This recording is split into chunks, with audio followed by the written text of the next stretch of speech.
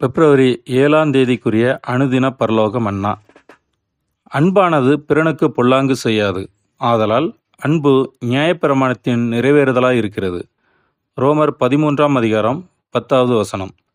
வசனத்திற்குரிய விளக்கம்: புதிய உடன்படிக்கைக்குள்ளான ஒவ்வொருவரும் தங்கள் இருதயங்களிலே அன்பின் பிரமாணத்திற்கு ஒத்ததான இரக்கம், சாந்தம், நல்லொழுக்கம் யாவும் உள்ளவர்களாக காணப்பட வேண்டும்.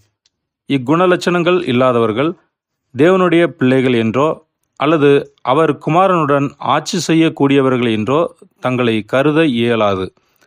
தங்கள் இருதயங்களிலே சகோதர அன்பும் மனத்தாழ்மையும் இல்லாதவர்களாயிருந்து அயலானிடத்திலும் இந்த அன்பை காண்பிக்காதவர்கள் தேவ ஆவி தங்களிடம் இல்லாதவர்களாகவும் தங்கள் பலியை பூர்ணமாக செலுத்த கூடாதவர்களாகவும் காணப்படுவார்கள்.